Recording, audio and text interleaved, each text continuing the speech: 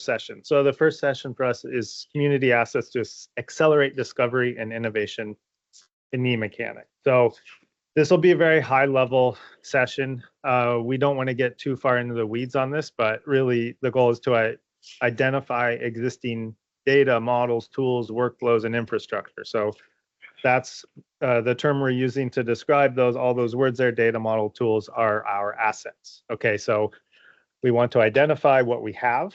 We want to start down the path of identifying what is needed.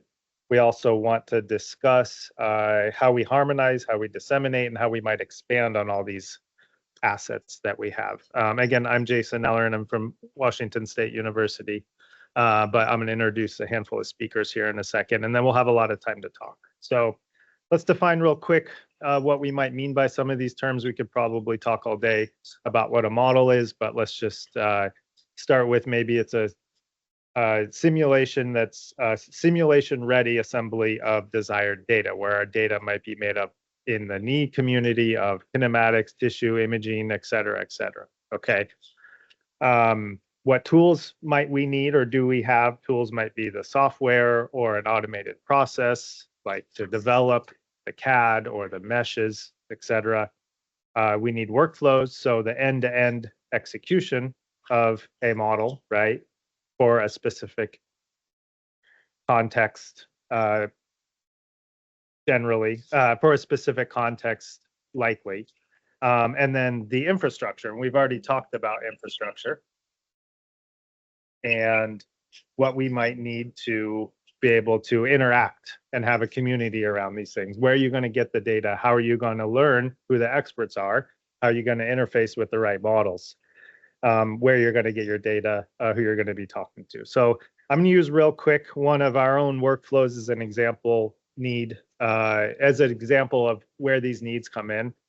So our modeling simulation workflow right now is not actually open source, but we're planning to make it that way. If you have specific questions about it, you should talk to Scott Seibel, who's sitting in the room. He literally developed this mostly on his own, but in our group. So our needs at the time, just to preface this, were a highly customizable parametric control of all of our model parameters.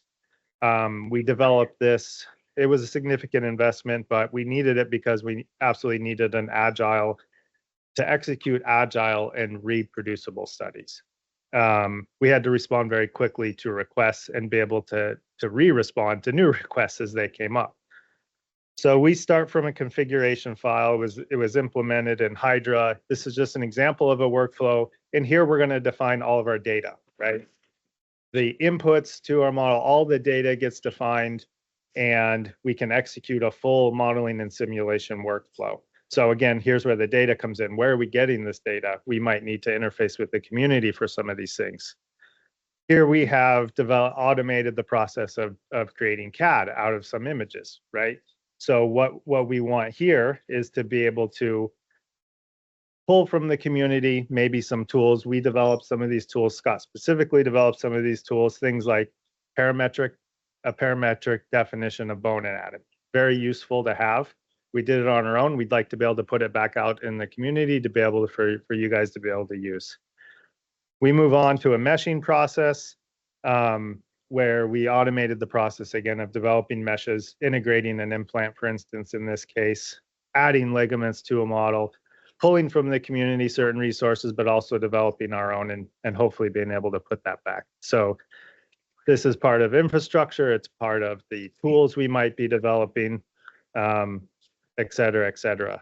So on to our model generation.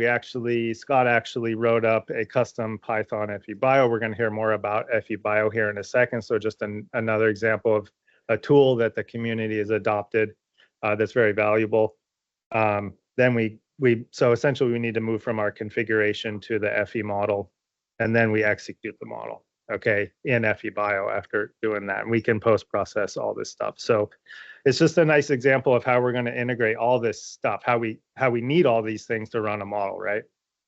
So let's just talk real quick about the session details. The goal of this session is to get lists of our available assets, to get lists of our needed assets, and to do the challenges. I'll put a link up to this too in the chat if you want to work on it on your computer instead. We'll have 3 10-minute presentations and then a long group discussion. You guys are welcome to interact with that list. It unfortunately requires a Dropbox account to edit it. You can view it without it though. Again, I'll put that link up. So without further ado, our three speakers. Oh, we're starting a different order than I've listed here, but that's okay. Okay, so we'll have 3 speakers today. Steve, you're going first. Oh. Apparently. Snail says. And then who's next? Ariana's next. Okay, and then we'll finish with Tor. Okay, and then we'll have a lot of time to discuss. And the online folks, please participate in this. And when I go sit down, I will put a link up in the chat to this doc. So